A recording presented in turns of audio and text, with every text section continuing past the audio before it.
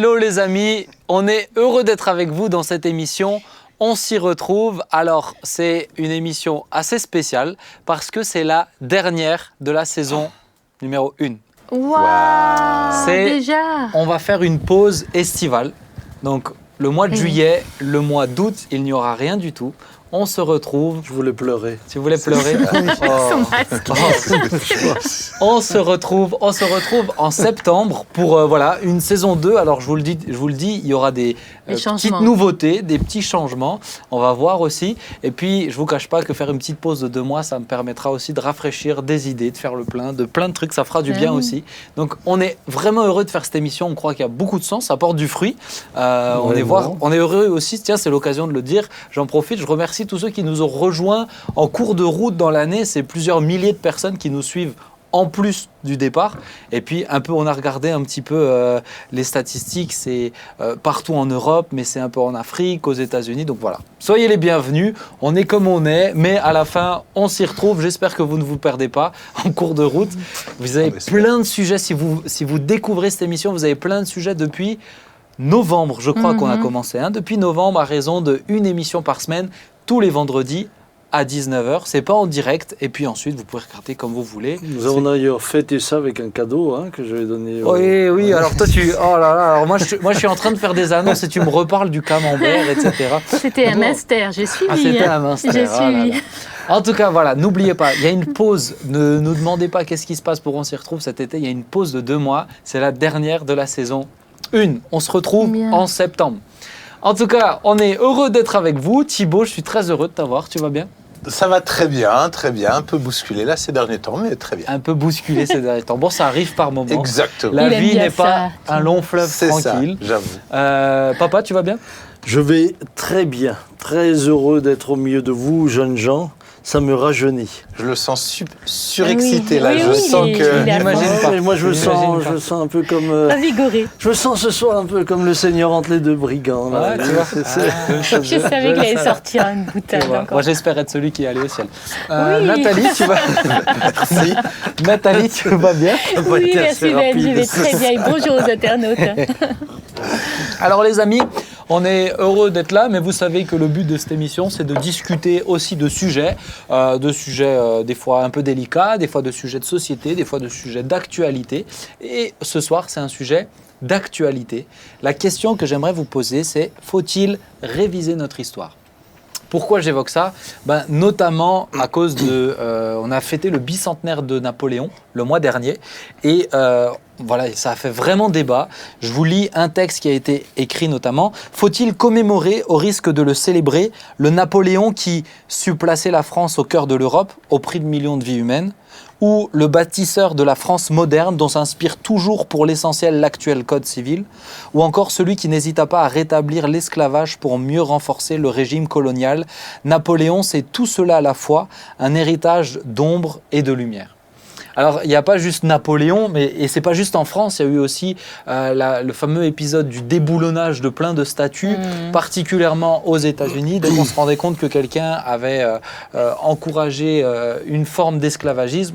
Il était déboulonné, jeté dans les rivières, dans les fleuves. Alors, qu'est-ce que vous en pensez? Devons-nous réviser notre histoire en fonction de nos progrès, et je mets des guillemets à certains progrès, de nos progrès idéologiques? Est-ce que c'est juste? Alors il faut réviser tout, parce que s'il faut effacer les zones d'ombre de chaque personne qui a marqué l'histoire, je crois qu'il faut tout effacer. Bon, on a bien compris ton avis en tout cas. On a bien compris ton avis. Les autres, qu'est-ce que vous en pensez? Écoutez, si on part sur le principe de revisiter toujours l'histoire, on enlève Jules César, on enlève tout le monde. Et le problème, c'est que justement, on n'est pas en train d'analyser l'histoire dans le contexte où elle s'est déroulée, avec ce qui, à l'époque, faisait partie aussi de ce qui a construit ces hommes et ensuite construit notre pays. Non, au contraire, moi je pense que le fait d'enlever la mémoire historique nous empêche de progresser. Puisque si nous enlevons ce qui finalement a été vrai à une période donnée, nous ne réalisons pas les progrès que nous avons faits. On dit tout le temps plus jamais ça. Et pourtant, l'histoire apprend à l'homme que l'homme, malheureusement, n'apprend rien de l'histoire. Donc, non, je crois que chaque chose a été vécue en son temps, dans son contexte, et que c'est important de nous rappeler que nous nous sommes construits comme ça. Thibaut ? Ouais, qu'est-ce qui était une erreur et qu'est-ce qui ne l'était pas ? De quel droit, finalement, pouvons-nous juger une situation alors qu'on n'était pas dedans ? Et je pense que, comme Samuel l'a dit, c'est effectivement une très bonne école que l'histoire pour nous aider justement à vivre pleinement le présent et à construire l'avenir. Si j'apprends pas de l'histoire et des erreurs de mes pères, alors finalement comment je vais faire pour me construire moi et peut-être apprendre justement à ne plus reproduire. Je parlais avec un jeune cette semaine et puis on parlait de un jour l'éventualité de devenir père. Et lui il me disait mais j'ai eu un père qui a fait plein d'erreurs. Et il me disait, mais toi au moins, vu que tu n'as pas eu de père à la maison, tu repars à zéro. Et je disais, mais toi et moi, on a des lacunes. Parce que moi, justement, du fait de ne pas avoir eu de modèle, Tu sais pas. je sais pas et je peux partir dans tous les sens et dans tous les extrêmes. Je dis, toi, tu as eu un modèle, mais oui, il va falloir que tu déconstruises certaines choses et que tu apprennes de ton histoire. C'est ça. Et je crois qu'effectivement, on doit apprendre de l'histoire pour mieux vivre le présent et construire l'avenir.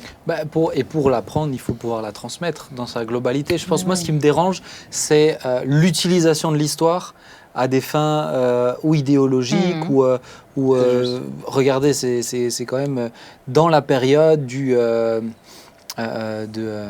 toute la vague, il y a eu toute une vague là, antiraciste aux États-Unis avec cet homme qui avait été, c'était terrible cette histoire, hein, cet homme qui a été abominable. Étouffé par un policier, mais ça a été, malheureusement, ce fait-là qui est terrible, a été utilisé, mais utilisé partout, de plein de manières différentes. Ça a été utilisé, entre autres, ensuite pour déboulonner toutes ces statues, etc. C'est juste après que ça s'est passé. Je pense que moi, c'est l'utilisation de l'histoire à des fins qui m'embête, parce que j'ai l'impression que, je te rejoins, c'est plus tout à fait l'histoire. Mais je vais aller alors un peu plus loin. L'histoire, par exemple en temps de guerre, l'histoire c'est ceux qui gagnent. C'est Jules César qui disait ça. L'histoire c'est ceux qui gagnent qui l'écrivent. Donc est-ce que même aujourd'hui, on est peut-être en train de s'offusquer contre le fait qu'on dise non, il ne faut pas rayer Napoléon du cours en collège, je crois que c'est au collège qu'ils font Napoléon, mais on n'a pas les autres côtés en fait de l'histoire. On n'a que Napoléon. On ne nous transmet pas les autres côtés. Donc on a quand même fait des choix dans l'histoire aussi. Ouais, moi, un truc qui m'a marqué, c'est quand j'étais en Afrique du Sud, et je parlais avec différentes personnes, des Blacks, des Blancs. Et puis, c'est marrant parce que plusieurs d'entre eux étaient nuancés par rapport à justement le clivage noir-blanc. Et ils disaient, avant, au moins, je veux dire, on construisait des écoles pour les Noirs. On donnait quand même une certaine valeur, une certaine éducation. Et ils disaient, maintenant qu'il n'y a plus ça, maintenant, le clivage, il est riche-pauvre. Sauf que les pauvres, ils ne vont plus à l'école. Sauf que les pauvres, aujourd'hui, sont négligés. Et je trouve... Alors, je ne suis pas en train de justifier les atrocités qui étaient faites, sinon on va avoir de nouveau des histoires. Mais d'un autre côté, j'ai trouvé ça intéressant d'entendre justement un autre regard de l'histoire. Et de dire tout n'était pas que mauvais. On a fait une émission où une des thématiques, c'était pouvons-nous être encore nuancés aujourd'hui ? Et je pense que c'est un défi qui est là, qui est latent. On a plus cette capacité presque de nuance. C'est soit bien, soit mal, soit noir, soit noir, soit blanc. Alors pas sur la couleur de peau que je parle. C'est là on prend Napoléon. C'est dit clairement, c'est un héritage d'ombre et de lumière. Effectivement, chaque personne, il peut y avoir eu des moments où c'est... Mais on doit ne pas mentir sur l'histoire. C'est tellement important pour que même la jeune génération connaisse les erreurs de leur père. C'est vrai, c'est tellement important. On progresse en connaissant nos erreurs. Moi, il y a plusieurs choses. Tout d'abord, lorsque nous qui sommes chrétiens, nous tenons compte de toute l'histoire. En partant de la chute d'Adam et Ève. Mais cette chute-là, elle nous parle aujourd'hui, elle nous aide à nous réorienter. On parle on parle de l'histoire de David avec Bathsheba, sincèrement, c'est le genre de choses qu'on aurait préféré effacer dans la vie d'un roi aussi fameux que David.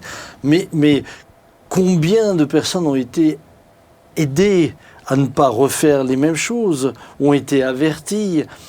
Donc, il est évident que c'est important. Ce qui m'inquiète plus, moi, quand on veut absolument effacer l'histoire, et c'est vrai que l'esclavagisme c'était l'horreur, ça a été terrible. Des familles qui ont été déchirées, arrachées au leurre en Afrique, etc. Considérées comme du bétail. Hein, c'est innommable. Moi, je ne discuterai même pas là-dessus. C'est innommable. Mais ce que je crains parfois, c'est que j'ai l'impression qu'on veut faire un reset pour amener une nouvelle idéologie. Ah oui. Une manipulation. Et pour construire un nouveau, entre guillemets, monde. Nouveau paradigme. Avec de nouveaux repères familiaux, repères ceci, repères cela. C'est comme si on voulait mettre le monde à zéro au niveau de tout ce qu'il a été pour maintenant amener quelque chose de nouveau. Mais ce qui arrive me semble tellement effrayant qu'il me semble essentiel de garder justement l'histoire pour ne pas répéter les erreurs. Et c'est un nouvel esclavagisme. En fait. Ah ben de toute manière. C'est vraiment d'une autre manière. Moi, c'est vraiment ça qui me dérange, cette utilisation, cette manipulation des faits. C'est ça. Historique pour quelque chose d'autre. Alors, ma question, et puis je trouve c'est intéressant comme tu as pris la Bible, il y a deux choses peut-être que je voudrais relever. La première, c'est que Dieu, qui a inspiré la Bible, a fait le choix de ne pas effacer les erreurs. C'est de garder l'histoire. C'est ça. C'est ça, il a fait le choix de tout transmettre, et ça, je pense que c'est très important de s'en rappeler. La deuxième chose, et je pense c'est aussi de considérer même l'histoire du christianisme. La suite, il y a eu des atrocités dans le christianisme. Il y a eu des choses, mais même entre protestants, il y a eu des choses très violentes qui ont été faites entre catholiques et protestants. L'histoire du christianisme, pour un chrétien, c'est important de la connaître. Mais oui. Parce qu'il faut comprendre aussi d'où on vient, comment on s'est construit. Absolument. Mais oui. Absolument. Alors, je vous pose une question là aussi, toujours d'actualité, mais peut-être encore plus actuelle. C'est sorti ce mois-ci, le mois de juin. Je ne sais pas si vous en avez entendu parler, ce n'était pas dans mes notes, mais je voudrais savoir ce que vous en pensez. Il y a le livre Mein Kampf de Hitler qui a été réédité, réimprimé, mais révisé. C'est-à-dire qu'ils ont mis... Il n'y a pas juste le texte que Hitler a écrit, mais il y a... un collectif, je crois, de 100 personnes, 100 historiens, etc., qui ont commenté autour. Donc ça fait 1000 pages qui essayent justement d'expliquer pourquoi il dit ça dans ce contexte-là. Ce fait scientifique qu'il est en train de citer, pour quelle raison il est faux, c'est un scientifique qui parle. Donc eux l'ont fait dans un but très pédagogique. Alors il n'est pas accessible à tout le monde, il fait 1000 pages, il coûte 100 € aussi. Donc voilà, mais qu'est-ce que vous pensez de ça ? C'est aussi l'histoire. C'est délicat, hein, mais c'est aussi l'histoire. On est pile dans le sujet. Alors, moi, c'était un sujet, je ne sais plus en quelle année on a étudié ça à l'école, mais on a évoqué Mein Kampf, on a vu des passages de Mein Kampf commentés par le professeur, mais moi j'ai trouvé ça très intéressant, parce qu'en comprenant la technique mentale qui était un peu effectivement extrême de Adolf Hitler, on a compris que cet homme, en fait, il était vraiment à ne pas suivre. Donc, ça nous a permis de voir clair, beaucoup plus clair, que simplement évoquer légèrement son histoire. Et les racines profondes de ce qui l'a amené à devenir dictateur, c'est très intéressant. Et moi, au contraire, je trouve que ça nous amène à être beaucoup plus attentifs à l'actualité. Alors, moi, je suis plus nuancé. Et je vais vous dire pourquoi. Je suis plus nuancé, tout simplement parce que il y a, au travers des siècles, toujours eu un antisémitisme latent qui a toujours été là. Et je crains qu'avec toutes les réserves que l'on a, avec tout l'accompagnement du livre, avec les historiens, que cet antisémitisme viscéral qui est inscrit dans beaucoup plus de personnes que l'on pense. Moi, dernièrement, j'ai un de mes fils qui travaille dans un milieu où ils sont très racistes. Bon, très racistes. Mais alors, tous les racistes sont je veux dire, quand on parle des juifs, ils sont tous d'accord ensemble. Le juif, c'est Mais on a l'impression que c'est presque inscrit. C'est presque inscrit. Et c'est en cela que je me méfie d'un tel livre, parce que je me dis qu'il peut malheureusement, venir à nouveau nourrir au plus profond de beaucoup de personnes. On aurait pu prendre un autre exemple. On aurait pu prendre un autre exemple de dictateur qui Ouais, mais Le regarde, texte n'est pas brut. monté. Le texte n'est pas brut. Il a été démonté, en fait. Moi, je ne l'ai pas lu, je ne l'ai pas relu, mais j'ai C'est quand ça même qui est cette intéressant, je réserve, trouve. parce que je trouve que le peuple juif a tellement souffert, et à mon Mais sens, oui, mais dans ceux ce qu'il sens. aurait fallu demander pour rééditer le livre, eh bien, c'est la communauté juive. mais je pense que ça serait C'est les intéressant. premiers qu'il aurait fallu Je demander. pense que ça serait intéressant de voir comment. Moi, j'en ai entendu Oui. parler aux infos. Je ne l'ai pas encore à fond creusé, mais je me demande s'il n'y a pas des juifs qui sont en train de déconstruire dedans. En tout cas, Moi non plus. En mais tout cas, un des arguments et qui doit être entendu, c'est que Mein Kampf, le livre, est tombé dans le domaine public. Et Oui, donc, oui. il est accessible à tout le tout le monde, monde. De toute brut, façon, Mais il de l'est. toute manière. Il l'est de toute façon. oui, Et gratuit. J'entends. Gratuit. J'entends maintenant, si on a la volonté de ne pas rééditer quelque chose, on peut le faire. Ouais, mais Oui. rééditer pour déconstruire, moi, ça m'intéresse quand Mais- et même, dans le puis- sens... Et puis pour moi, c'est de se dire, est-ce que justement, des fois, de vouloir mettre sous le tapis quelque chose, ça attise pas aussi la curiosité des gens? Moi, j'ai l'impression qu'il vaut mieux pédagogiquement dire les choses, exposer les faits et les déconstruire, tout ça, plutôt que de mettre les choses sous le tapis en sachant que l'homme est l'homme, et malheureusement, je veux dire, ils vont trouver les informations qu'ils veulent. C'est comme les gens qui vont juste dire c'est pas bien la télé ou c'est pas bien ceci. Mais regarde, Bah, Israël, à mon sens, hein, on est dans un débat, mais Bah à oui. mon sens, ceux qui vont le lire et dont l'antisémitisme est viscéral, de toute manière, ne tiendront aucun compte des commentaires parce Oui. qu'ils diront que c'est de la manipulation. C'est Mais ça. avec Mais- Mein Kampf, C'est de la on sent. manipulation. Mais Et- s'il et n'était c'est- pas édité, il trouverait, trouverait je veux dire, forcément autre chose. de la nourriture pour Oui, mais je alimenter me leur- pose la question. Ouais, C'est très ouvert. Hein. on s'y très ouvert. retrouve, hein, c'est fait Mais pour moi, ça, je hein. me pose la question Moi, j'aime justement si ça ne va pas amener des gens à Du le grain à lire moudre, alors qu'ils quoi. n'auraient pas fait l'effort de chercher. Mais tu vois, les premiers Voilà, qui, bon, les mais premiers ça, qui se c'est- battent pour rappeler et déconstruire des choses, tu vas au mémorial de la Shoah, tu as des pièces qui sont là justement pour sensibiliser C'est et ça. pour dire plus jamais ça. Mais alors, dans un contexte très précis, je l'ai vu plusieurs Ah oui. fois, et constamment, vous avez la nation juive, à juste raison, constamment veille aussi à ce que cette mémoire Soit entretenue. entretenue pour que justement ces horreurs ne recommencent pas. C'est ça. D'où ce que nous disions tout à l'heure, effacer l'histoire d'un coup n'a pas de sens. Ça n'a pas de sens. Maintenant, je crois qu'il y a des écrits qui sont,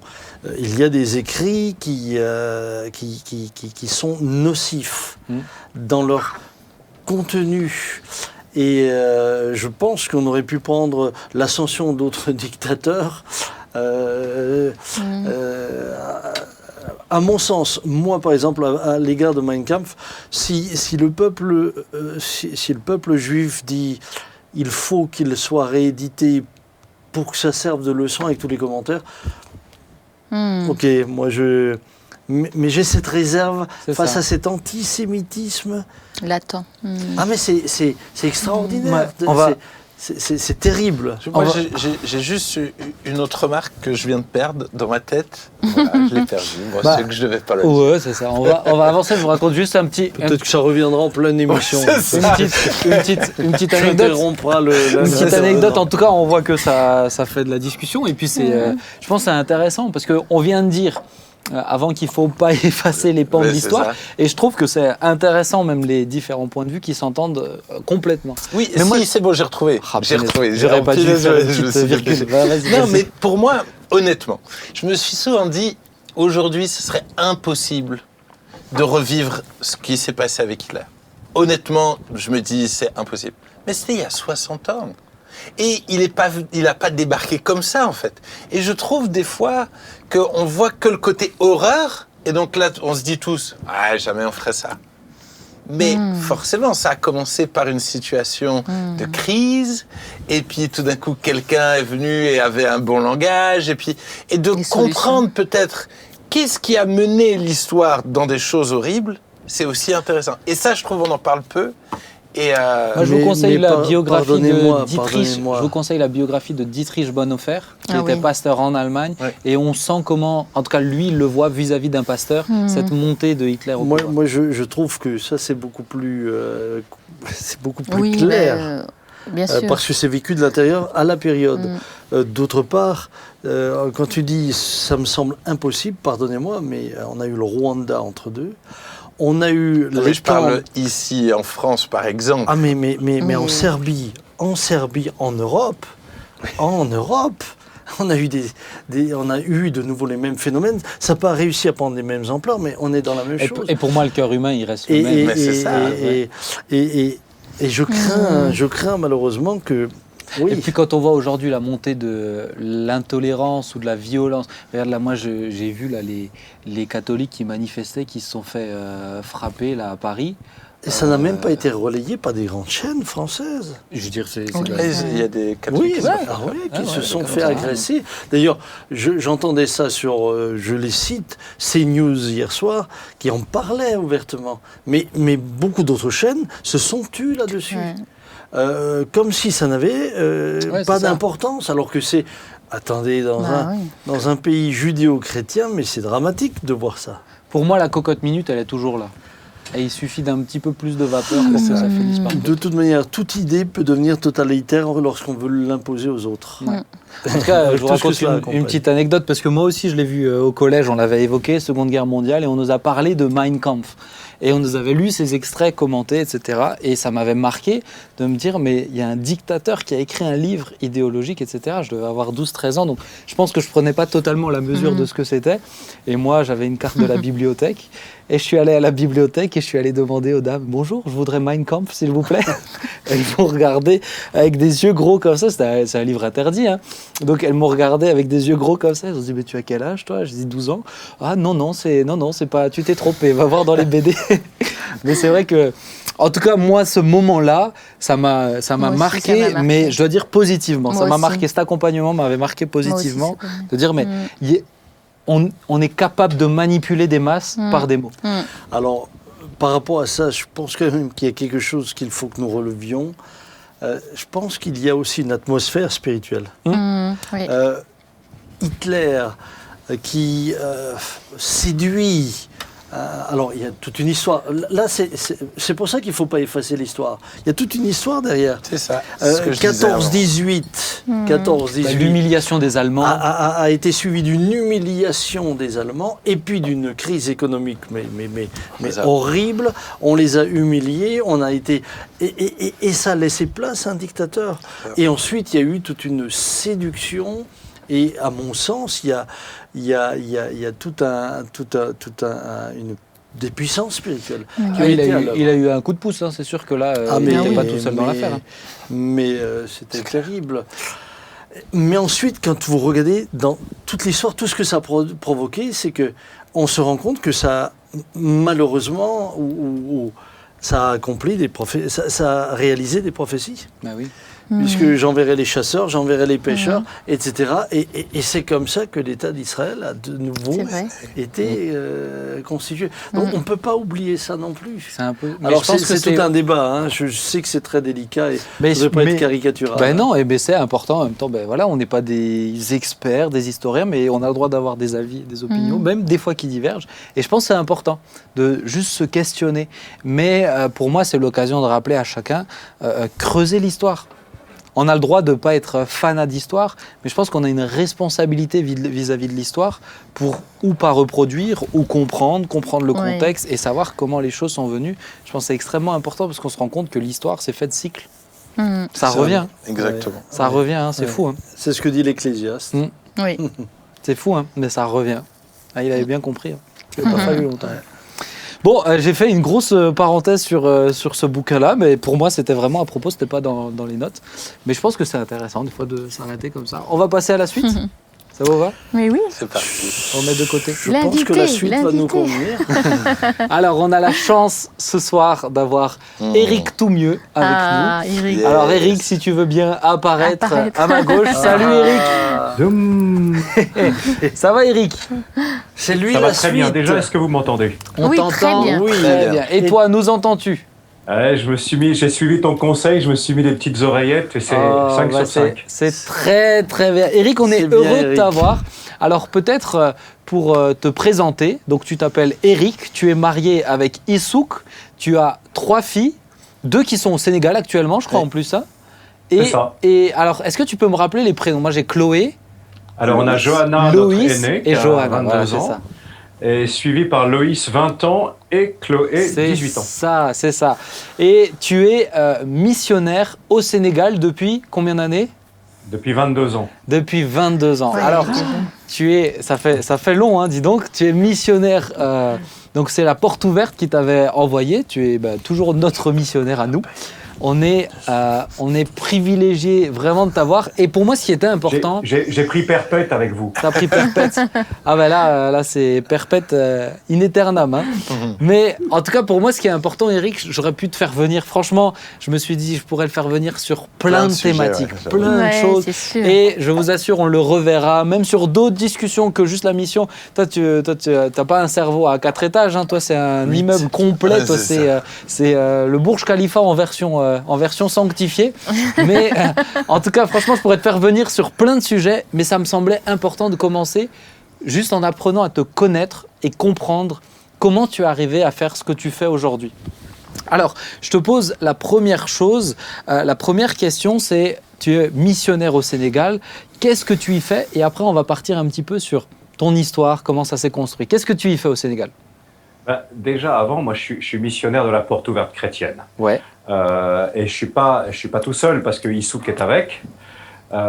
Et donc, on a débarqué au Sénégal, c'était en octobre 1999. Après tout un processus, tu pourras me poser un peu, si tu veux, des questions là-dessus. Oui. On a passé les 4 premières années dans un village. Un village où Claude et Martine Schmerber, qui sont des membres de l'Église, ils avaient implanté une mission chez les Sérères, donc dans un village sur la côte du Sénégal qui s'appelle Mbodiène. Et ben, on a habité là, on a appris la langue des gens, et puis les 4 premières années, moi j'ai fait beaucoup d'évangélisation, on allait visiter des chrétiens isolés, les petites églises, et en même temps je m'occupais de former celui qui est devenu le pasteur principal de la porte ouverte au Sénégal aujourd'hui, le pasteur Diokel Seck, Qu'on a la chance mon de neveu. voir de Voilà, temps on en s'est temps même aussi. donné des liens familiaux. Ensuite, pendant 5 ans, j'ai pris la direction d'une ONG, une ONG chrétienne de développement qui s'appelle Vision du Monde. Et ça m'a ouvert vraiment plein de trucs, particulièrement les relations qu'il y a entre l'évangile et le développement humain, la lutte contre la pauvreté. Et ensuite, j'ai quitté World Vision après avoir fait le plein un petit peu de cette expérience pour lancer véritablement notre propre projet de développement, qui est un projet de développement qui s'appelle Beersheba, sur une forêt qu'on a régénérée à peu près de 100 hectares. Et sur cette forêt, aujourd'hui, au milieu, il y a une église, il y a un centre de formation pour les jeunes, il y a un hôpital, et on produit de la viande, du moringa, Sam. On Il allait attendait le dire, on attendait qu'il en l'attendait, parle. ouais. Hein. Et en fait, on est un ministère de l'Église au Sénégal. Il y a un super reportage sur Beersheba que vous pouvez retrouver sur YouTube d'ailleurs. Alors Eric, je te pose une autre question déjà générale et encore une fois ensuite on rentre dans ton histoire. Qu'est-ce qu'un missionnaire pour toi? On entend le mot missionnaire dans les églises, mais c'est quoi un missionnaire? On a l'impression que certains, ils y vont, ils ont presque plus d'habits, ils sont avec une petite lance et puis ils se retrouvent. C'est quoi un missionnaire? Oui, pour d'autres, c'est des colonisateurs. Donc, Ouais. c'est entre les deux. Eh ben, c'est ni l'un ni l'autre. Tu pour nous moi, rassures. un missionnaire, c'est un chrétien qui exerce un ministère au service du Seigneur, donc dans un pays, une culture qui n'est pas son pays, sa culture d'origine. En fait, on fait, en tant que missionnaire, on fait le travail d'un serviteur de Dieu, on fait le travail d'un chrétien. On évangélise, on fait ce que Jésus nous a demandé de faire, sauf que on n'est pas à Jérusalem, on n'est pas en Judée, on n'est pas en Samarie, on est aux extrémités de la terre. Ok, donc tu t'investis aux extrémités de la terre, juste en étant toi-même, en ayant le Seigneur. Pour moi, c'est un petit peu la seule différence qu'il y a entre le ministère du missionnaire et les autres ministères chrétiens. C'est la même chose, sauf que c'est plus loin et ça pose un certain nombre de difficultés et ça demande une certaine adaptation à la fois de l'Église qui envoie et du missionnaire. Et c'est pour ça qu'on appelle... On nous appelle missionnaires pour nous différencier de vous tous qui faites le même travail, mais chez vous. C'est plus loin et il y fait plus chaud aussi. Hein. Tu nous as dit qu'il faisait 42 degrés en ce moment, donc c'est plus loin et il y fait plus chaud précisément chez toi. Alors, aujourd'hui, on a eu chaud. Alors Eric, à quel âge es-tu parti? Je suis parti à 33 ans. À 33 ans. Est-ce que tu étais déjà marié à ce moment-là? On était mariés quand on est parti avec Issou, qu'on était mariés depuis 1 an. Waouh, un an et 3 mois. Mariage. Et on attend mai, octobre. On est parti depuis 1 an et 6 mois après notre mariage. Et on avait notre bébé avec nous, Johanna, qui avait 6 mois. Ok. Et alors ma question c'est, avant de partir, qu'est-ce que tu faisais dans la vie? Est-ce que tu travaillais? Ou est-ce que tu es parti parce que tu ne savais plus quoi faire ici? Ou qu'est-ce qui s'est passé? En fait, quand je suis sorti, j'ai fait Sciences Po Paris, puis j'ai fait une école de commerce. Et il se trouve que par un hasard avec un grand D, je me suis retrouvé en Suisse italienne pendant 2 ans, Suisse allemande pendant 6 ans, où je dirigeais un syndicat professionnel dans le domaine de l'électronique. Et les dernières années, j'étais à la frontière entre la Suisse et la France, et donc l'Alsace. Et j'arrivais pas à trouver des églises où je parlais allemand, mais pas suisse-allemand. Et j'ai demandé à ma maman de me faire une liste d'églises de l'autre côté de la frontière. Elle m'a fait une liste de 5 églises. Je me rappelle que la Porte Ouverte était en tête de liste. Et donc, c'est la première que j'ai visitée. Et puis, je suis resté. Wow, donc merci à ta maman. Comme quoi, les listes, c'est toujours très important. Oui, écoutez, c'est maman. Et la place dans la liste, c'est important. Et la place aussi. dans la liste était importante. Merci maman, vraiment. Alors Eric, donc toi tu travaillais en entreprise quoi, hein, tu gérais des... Je suis rentré comme responsable du marketing dans ce syndicat professionnel. Et puis, 4 ans plus tard, je suis devenu le directeur. Donc, qu'est-ce que je faisais? J'organisais des conférences, je recrutais des nouveaux membres, on travaillait pour l'industrie électronique européenne. Et ça m'a permis de visiter un peu l'Europe et de me frotter au monde du travail. Très bonne école biblique. Alors, je veux pas savoir combien tu avais sur ton compte bancaire à ce moment-là, mais tu me dis directeur et en Suisse, je suis en train de me dire, mais tu avais humainement parlant ou dans notre société, la réussite était là quoi. Écoute, j'étais à l'aise, mais je savais déjà qu'un jour j'allais partir en mission. Ah ouais. Je sais pas comment. Donc, mon style de vie aussi était reflété aussi quelque part par ce que je savais que j'allais faire. Donc tu étais déjà chrétien alors? Ah oui, j'ai donné mon cœur à Jésus quand j'avais 17 ans. D'accord. Donc tu as vécu toutes ces années en étant à fond pour le Seigneur en Europe, en France aussi à un moment donné? T'as toujours été à fond toi? Non, on a eu des hauts et des bas, mais tu as eu tes périodes. Mais ce que je veux dire, c'est que tu n'as pas choisi le Seigneur et tu es tout de suite parti. Tu as eu un moment où tu es resté sur place. J'ai rencontré le Seigneur à 17 ans et c'est à l'âge je crois que c'est à l'âge de 23 ans. C'était à une soirée dans une église où il y avait une femme qui était là et qui présentait son petit Nouveau Testament qu'elle venait de passer 20 ans à traduire dans une langue de Côte d'Ivoire. ça m'a... Waouh. Et moi, à l'époque, je voulais être trader dans le pétrole. Ça m'a mis la claque de ma vie. Et c'est comme ça que tu as senti que tu devais partir en mission ? C'est là que j'ai commencé à réfléchir sur mes priorités de vie. Je me suis dit, mais cette petite bonne femme, elle a 10 fois plus d'ambition que moi, en fait. Et elle est cohérente dans sa vie, avec sa foi. Et ça m'a vraiment estomaqué. Ok, c'est intéressant parce que tu étais chrétien, mais tu avais ton désir, c'était finalement la réussite que toute personne lambda désirerait, c'est être riche, etc. C'est assez intéressant. Et tu as eu, à un moment donné, cette prise de conscience, et puis il a fallu quand même plusieurs années pour que tu partes en mission. C'est bien ça, hein ? Ouais, c'est ça, 10 ans. Ouais. Attends, et il fallait m'écouter à l'époque. Moi, je disais, bon, je vais gagner 1 million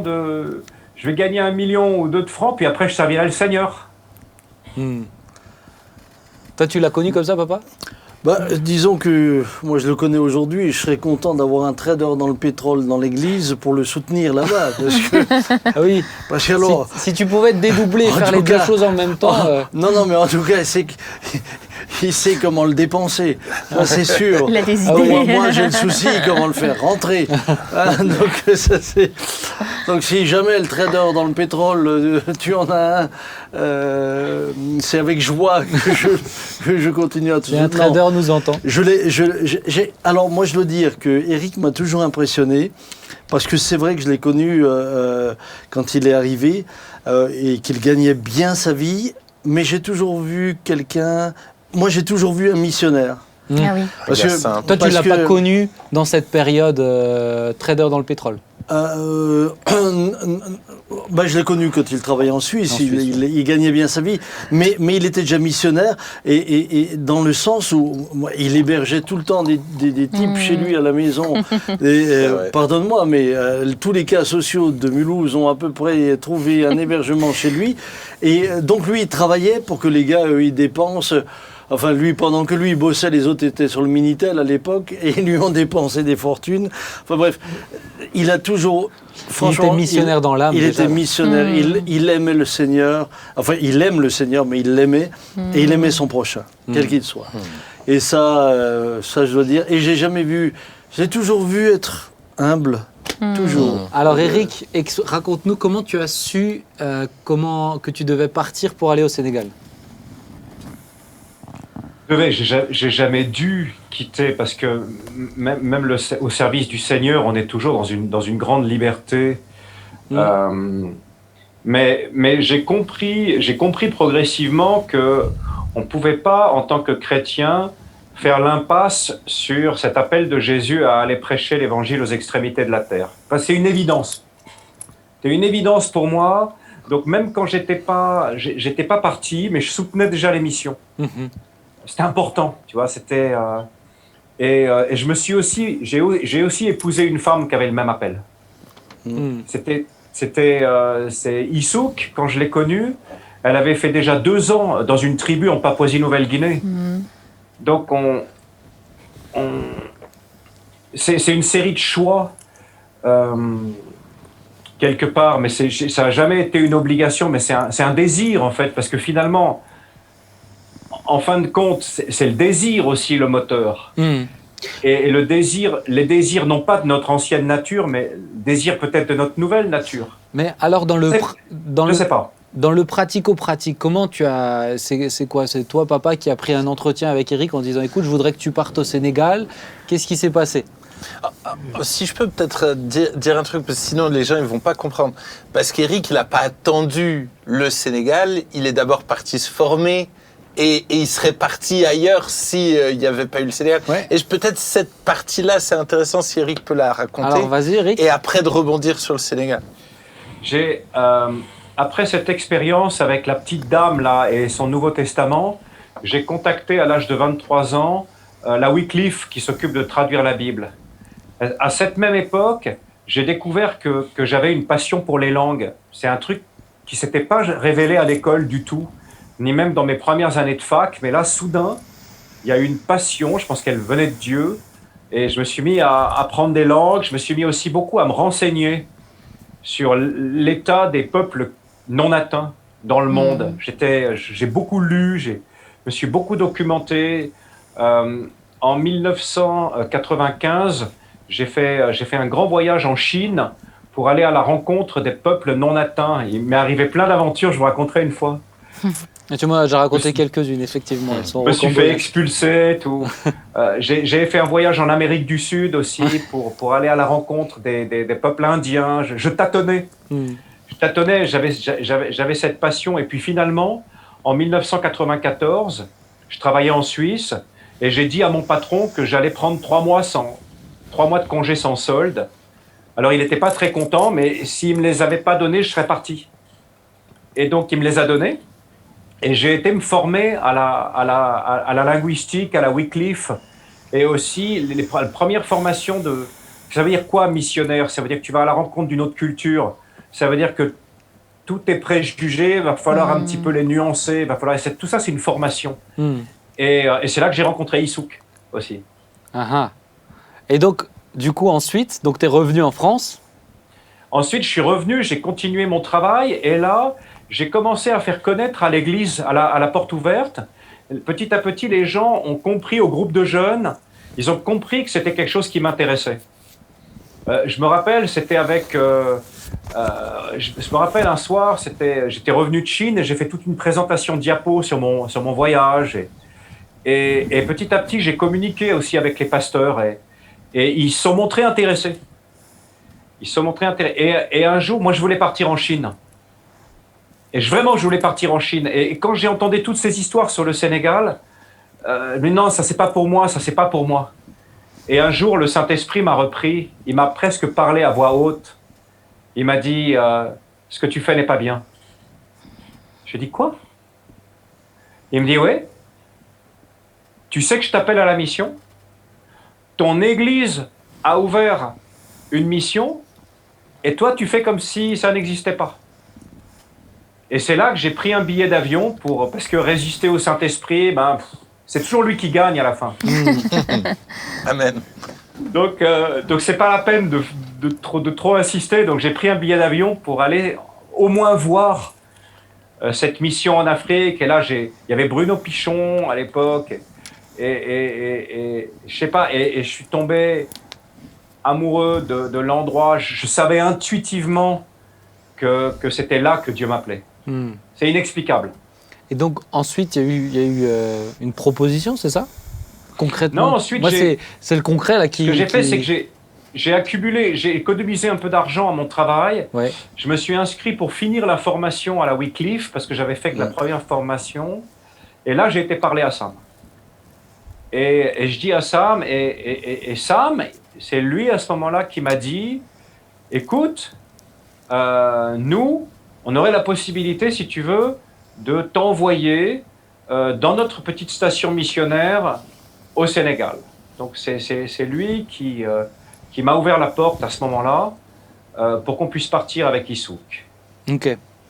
Alors ma question c'est, est-ce que avant le départ, je me dis qu'avant de partir pour de bon, tu as tout vendu, tu pars, c'est fini, mais est-ce que tu... Non mais lui, il avait rien à vendre, il avait déjà tout Oui, donné. il avait déjà tout donné, mais est-ce que, je pense cette nuit, ça cogite un petit peu, peut-être tu dors pas trop bien, ou voilà, mais est-ce qu'à un moment donné, tu te retrouves à presque douter, mais attends, est-ce que je suis pas en train de me tromper? Est-ce que je suis pas en train d'avoir zappé et c'est pas du tout ce que Dieu veut? Un peu ce doute qui vient à cause du stress, de la pression, est-ce que tu as eu ça? J'ai eu un énorme passage à vide.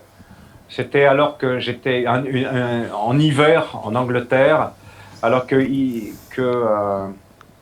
Issouk, elle attendait Johanna. À un moment, j'entendais que parler des missionnaires qui étaient super bricoleurs, super débrouilles, des trucs. Et moi, j'ai du mal à changer une ampoule. Donc, à un moment, je me suis rebellé. J'ai dit, Seigneur, écoute, envoie quelqu'un d'autre parce que ça va vraiment pas bien se passer pour moi au Sénégal. Et je me suis mis en colère. Je me rappelle, c'était un matin. T'as 5 minutes là? Vas-y. C'était un matin. Je démarrais ma voiture en Angleterre et j'étais en train de parler au Seigneur. J'étais en train de lui dire, mais ça va pas marcher ton histoire. Je suis pas fait pour ça. Et je démarre ma voiture, ça démarre pas, rien. Et là, dans la voiture, j'explose contre le Seigneur. Je lui dis, mais tu vois, hein, ça va m'arriver en mission, je parie qu'il faut juste soulever le capot, faire quelque chose, et je suis incapable.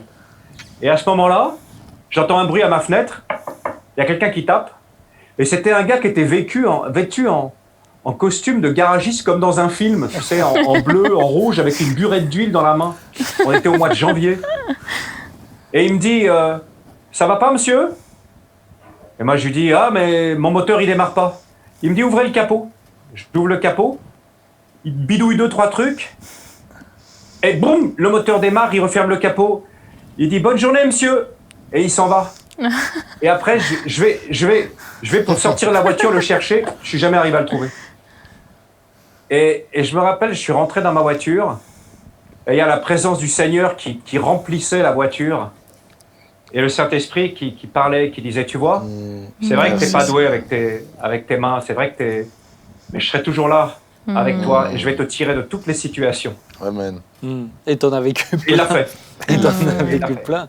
T'en as vécu plein. Donc après ce passage à vide, tu es allé avec confiance. Ma question, je me dis, tu viens de te marier, tu viens d'avoir un bébé. Est-ce que en tant que père de famille, en tant qu'époux, tu pars en mission comme ça? Est-ce que tu as eu des inquiétudes par rapport au futur de tes enfants, de ton couple et tout? Bizarrement, non. Bizarrement, non. On s'est appuyé sur des paroles qu'on a reçues de la part de serviteurs de Dieu. Je me rappelle dans l'église, il y avait un serviteur de Dieu qui s'appelait François, à l'époque. Je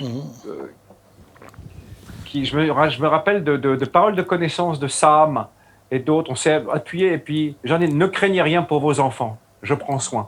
Il l'a fait. Il y a vraiment eu beaucoup de paix avant de partir à ce niveau-là, quoi. Ouais, ça allait. Papa, est-ce que toi, par rapport à ce moment-là, avant le départ, toi, je me dis, toi, tu es pasteur de l'église et tu n'envoies pas juste un homme de 33 ans, tu l'envoies avec sa famille. Voilà, alors moi j'étais aussi jeune dans le ministère et évidemment j'avais conscience que j'envoyais là une famille, ce qui pour moi c'était pas anodin, c'était aussi une responsabilité. C'est ça. Et je sais que je les envoyais dans une mission dont c'était la genèse. Eric et Issouk n'arrivaient pas dans une belle station missionnaire. C'était pas Beersheba. C'était pas Beersheba aujourd'hui. Ils n'arrivaient pas non plus dans un contexte où il y avait... Puisque à l'époque, le Seigneur m'avait vraiment dirigé, j'ai pas le temps maintenant de rentrer dans les détails, pour acheter le terrain où ils étaient, etc. Mais je savais qu'ils arrivaient dans un lieu dans lequel il y avait tout à faire. Et c'est sûr que plus d'une fois, j'ai pensé à vous, Eric. Et parfois, je me sentais même, quand c'était difficile pour eux, parce qu'ils ont eu des saisons, il y a eu la pluie, et la station, c'était une catastrophe. Hein. Et je me sentais responsable de les avoir envoyés aussi dans un endroit pareil. Mais en même temps, on vivait une aventure commune. Et je dois dire que j'ai toujours eu confiance en Eric. Enfin, j'ai toujours eu confiance dans leur famille.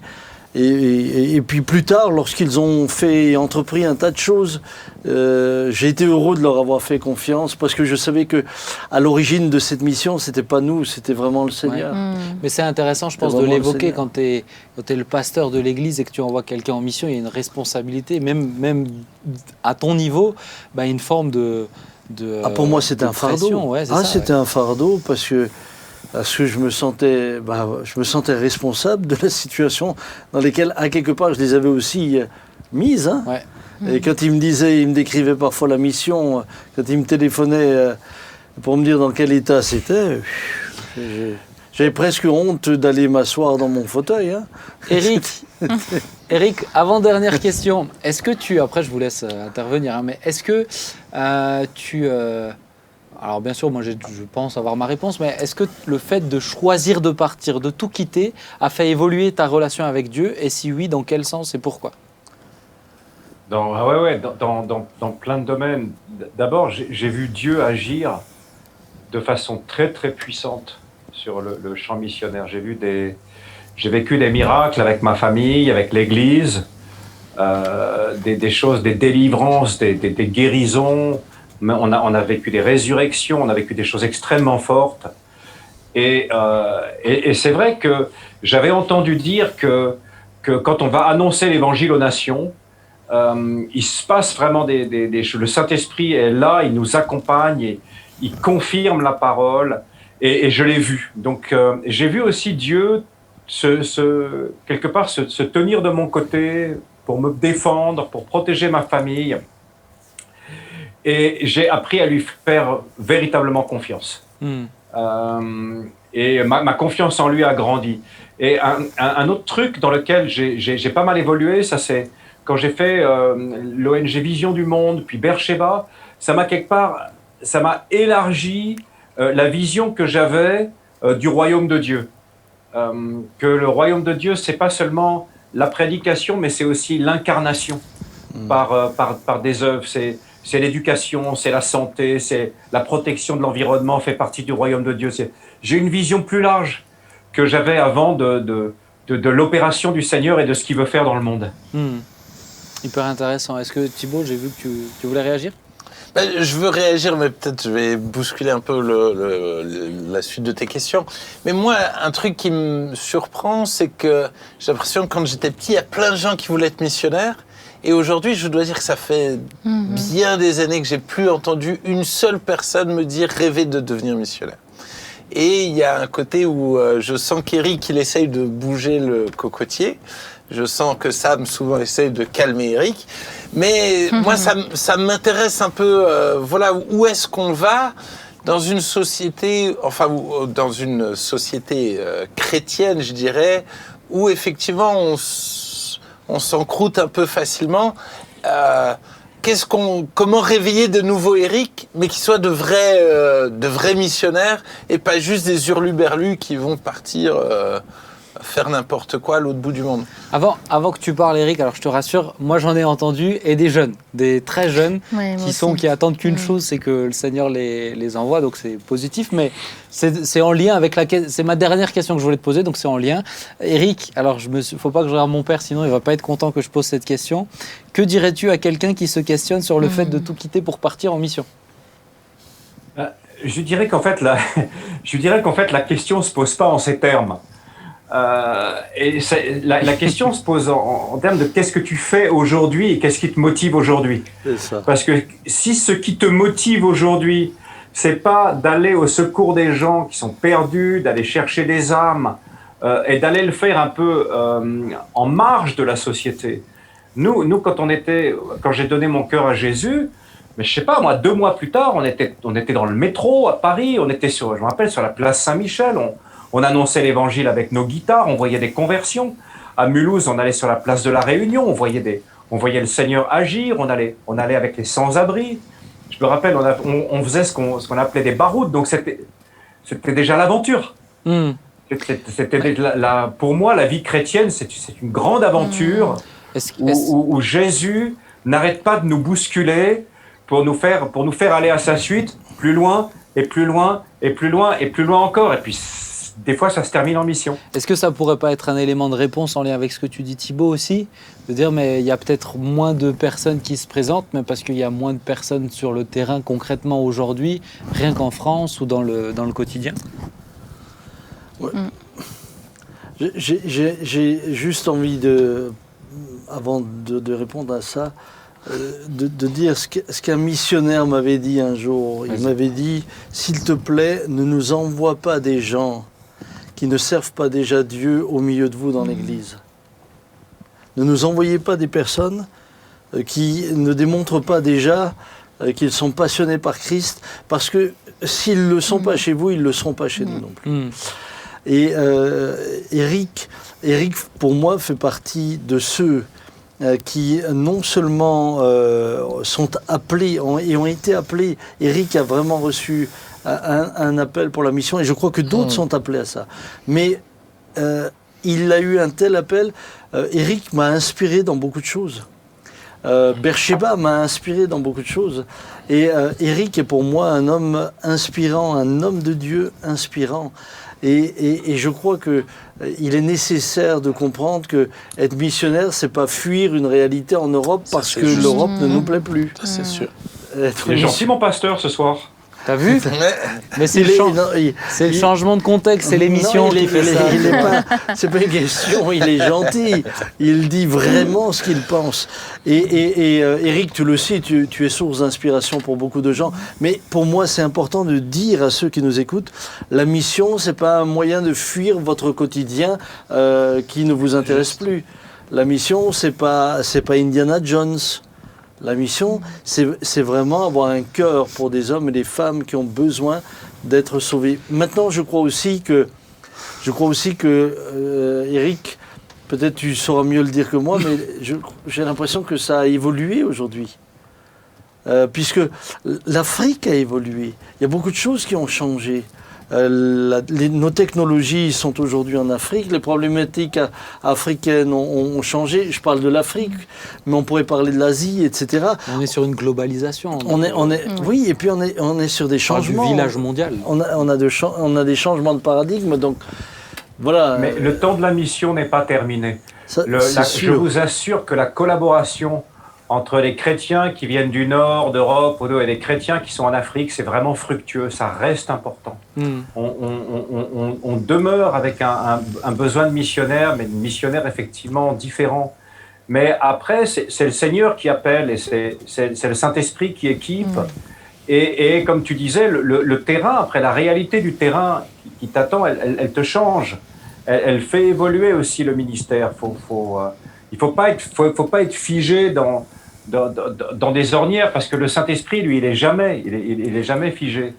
Mais je pense que... la mission a beaucoup changé. Oui, mais voilà, ça a beaucoup changé. Ce que je veux dire, c'est qu'aujourd'hui, nous avons en France des missionnaires qui viennent d'autres pays.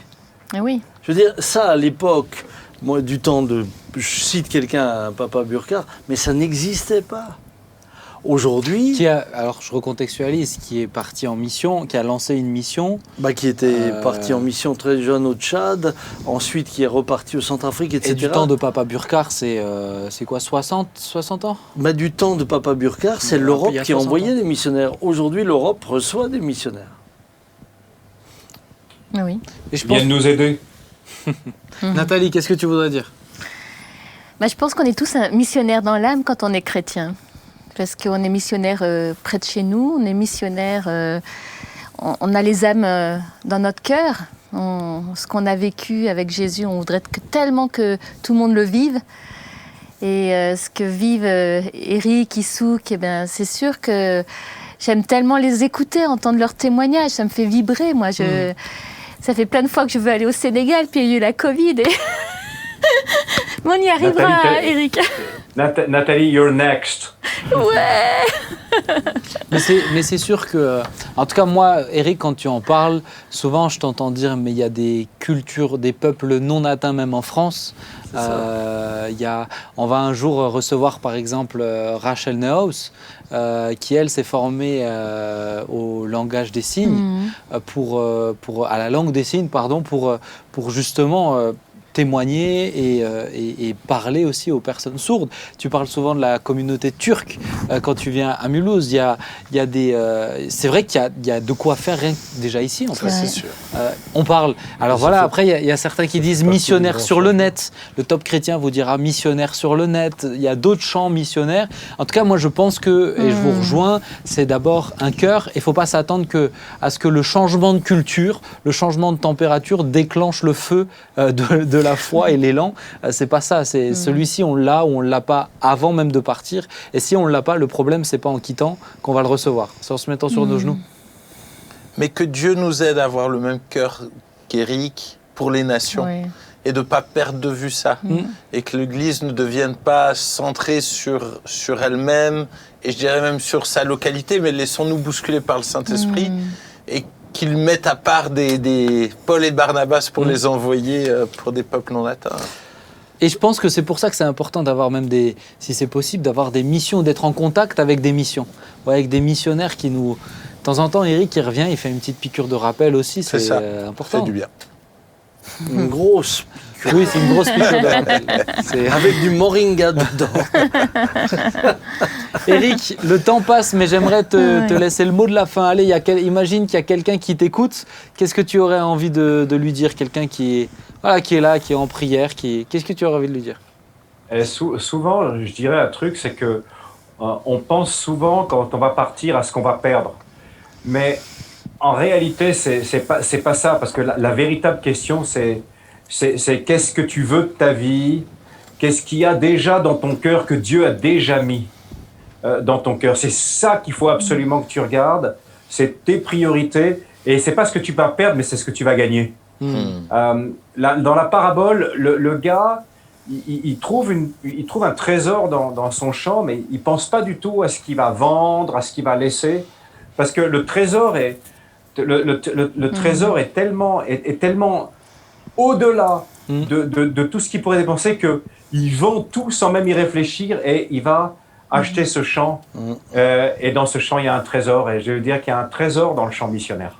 Amen. Et je dirais, regarde pas ce que tu perds, regarde tout ce que tu vas gagner. On a eu, avec Ilsouk, là, en 22 ans, le Seigneur nous a donné une vie riche. Et une vie bénie au-delà de ce que nous attendions et ce que nous pouvions espérer quand nous sommes partis. Et on remercie l'Église parce que l'Église a cheminé avec nous. L'Église a compris, on a découvert en fait tous la mission ensemble. Et c'est une aventure qu'on partage encore. Et on sera à Mulhouse, là, je pense, mi-août, genre du 15 au 25, et je me réjouis de pouvoir parler de la mission, bien sûr, avec vous tous. Alors, Merci juste beaucoup de m'avoir invité. pour rétablir quelque chose dans ce que tu dis, Eric, je pense que l'Église, depuis sa genèse, depuis que mon père avait commencé, a toujours eu cette vision. On avait quand même envoyé 8 missionnaires, hein, avant vous, déjà, dans différents pays. Ah ouais. Donc, si tu veux, je crois que ça a toujours fait partie du cœur. Mais ça, je pense que ça, il faudrait le faire remonter. Oui, C'est vrai que ça, même moi, je savais pas. du cœur, ça a toujours fait partie de nous. Et voilà, que Dieu ouvre des portes. Et si de nouveau Eric, de nouvel Issouk arrive, Alléluia. eh bien, le Seigneur nous donnera les moyens aussi de les aider à partir. Ouais. Ah oui, il y a Amen. ce défi-là aussi. Eh. Amen. Ça peut vous toucher à 50 ans, attention. Hein. Mais oui. Une fois, Oui, Amen. Cher Oui. père, il va falloir qu'on... Voilà, sinon, il est prolixe, lui, il continue. Non, mais tu as dit on est comme en famille. Moi, je me On sens est- maintenant à la oui, maison. mais on a les défis, voilà, du timing aussi, et puis de la technologie. On a besoin. Là, il faut qu'on s'arrête. Mais une fois n'est pas coutume, Eric, t'es la dernière interview de cette saison. T'es la saison 1, t'es la dernière interview. Une fois n'est pas coutume, j'aimerais que tu puisses prier pour nous, si t'es d'accord. Seigneur, merci beaucoup pour tous ceux qui nous écoutent maintenant. Oui. Merci pour ce trésor qui est là-bas dans les nations. Parce qu'en réalité, Jésus, c'est ton héritage. C'est ton héritage que tu veux que nous allions chercher pour toi. Parce que tu as dit, demande-moi, a dit le Père, et je te donnerai les nations pour héritage. Et quel bel héritage. Tous ces peuples, toutes ces cultures, toutes ces langues qui sont encore à gagner, qui sont presque gagnées. C'est l'affaire de quelques années, Seigneur, et je te prie de préparer vraiment cette génération qui va finir le travail, afin que ce que tu as écrit dans Matthieu 24 se réalise, c'est que cette bonne nouvelle de l'évangile du royaume sera prêchée à tous les peuples de la terre. Amen. Et après, seulement viendra la fin. Seigneur, merci parce que nous sentons que nous sommes dans cette génération finale et nous te prions vraiment de préparer les cœurs qui soient comme que les jeunes commencent à se préparer, commencent à s'intéresser aux nations, qui commencent à t'ouvrir la porte de leur cœur pour que tu puisses rentrer avec des informations, un appel, qu'il y ait tout ce temps de maturation de l'appel avant le départ. Je te prie pour ceux qui nous écoutent. Cher Saint-Esprit, merci de te poser sur ceux que tu as vraiment appelés, choisis, afin que notre Église reprenne ce flambeau missionnaire et aille terminer la tâche que tu lui as confiée dans les nations. Je prie pour toute l'Église, au nom de Jésus, pour son appel missionnaire. Amen. Amen. Amen. Amen. Merci beaucoup, Eric. Merci, Et Eric. tu sais qu'on t'aime en alsacien. Ouais. Yes. Je vous embrasse très fort, à très bientôt. Allez, Ciao. à très Très vite. bientôt. Au revoir, Ciao. En Eric. chair et Bisous en à la os. famille. Souk. En chair et en Bisous sauce, à la oui. famille. Ciao. Ciao, ciao. Ciao. Eh ben, bon, ça fait plaisir Wow. de le voir. Hein. Ouais, ça fait plaisir. Et puis je pense peut-être vous qui le découvrez, connaître son histoire. Souvent on peut l'entendre prêcher, on se dit Oui. Ouah, quel homme, mais attends, il est parti comme tout le monde, une conversion, une rencontre avec le Seigneur, et puis ça a cheminé. Et il a eu des moments où il a fait des choix qui étaient déterminants. Il a accepté de ne pas être trader dans le pétrole. Ouais. Et pour le coup, lui, il aurait eu moyen de le faire. Hein. Alors j'aimerais quand même dire De encore une chose, c'est qu'il a eu l'épouse qui allait avec Oui. lui. Ouais. Vous savez, Et il l'a dit, ouais, il avait une épouse. parce qui que était franchement, Issouk est une personne missionnaire. exceptionnelle. Et elle a développé d'ailleurs, sous certains aspects, la mission dans des directions dans lesquelles nous ne serions jamais allés naturellement. Donc merci à Issouk et aux enfants. Hein. C'est ça. Donc, c'est Bah, c'est des sacrifices pour la famille. Hein. Ouais. Mais je pense que même les enfants, ça serait intéressant de les avoir une fois. Oui. Parce que je pense que ça serait très très riche aussi. Parce que ça c'est important de le dire à la fin, ils n'ont jamais sacrifié leurs enfants ça. pour la mission. Non. Jamais. Franchement, si vous connaissez les enfants, ils sont... Toi, tu les Brillants. connais Moi, je le connais bien. très bien. Ils sont Les brillants. amis, ça y est, c'est la fin Ça y est. de cette saison. J'ai été très heureux. Bon, en plus, je termine avec vous. Je vais pas dire les meilleurs parce que les autres risquent de regarder l'émission. Let us cry. Mais en tout cas, j'ai été très heureux de terminer cette émission avec vous et particulièrement avec vous qui nous suivez de façon assidue tous les vendredis. Alors certains n'ont toujours pas compris que ce n'est pas une émission en direct, mais c'est pas grave. Peut-être que dans 5-6 ans, vous l'aurez compris. En tout cas, c'est vraiment une joie de le faire tous les vendredis. C'est diffusé, mais c'est en replay. Vous pouvez échanger, partager, discuter. Il y a des choses qui vous touchent, d'autres qui vous touchent moins, mais c'est ça aussi la beauté de tous ces échanges. Tant que peut-être ça peut faire du bien à quelques-uns. Je suis très honoré vraiment de faire cette émission, très honoré aussi de pouvoir servir le corps de Christ de cette manière, ça encourage. Et puis, c'est de plus en plus de personnes qui nous suivent, donc ça me fait beaucoup de joie. C'est pas un chiffre, c'est juste pour moi, c'est que ça touche vraiment des gens. Je reçois régulièrement des mails, des SMS. Certains, c'est pour me reprocher 2-3 trucs, mais d'autres, c'est pour encourager parce qu'ils ont été touchés et c'est génial. Les amis, on vous aime. Yes. Toute l'équipe ici vous aime. Merci aux techniciens. Merci à tous ceux qui se donnent. Vous savez, on enregistre 4 émissions en une seule journée. Là, on rentre. Oui. Il est l'heure de manger et de se reposer un petit peu. De mais promener merci Scotty. de promener Scotty. Oh là là, la place du chien dans la famille. on l'a C'est évoqué. ça. Vraiment, on est heureux, les amis. On vous aime et on vous dit rendez-vous à la rentrée en septembre. En attendant, Bye bye. que Dieu vous bénisse. Ciao, ciao, ciao. Bye bye, Ciao. soyez bénis.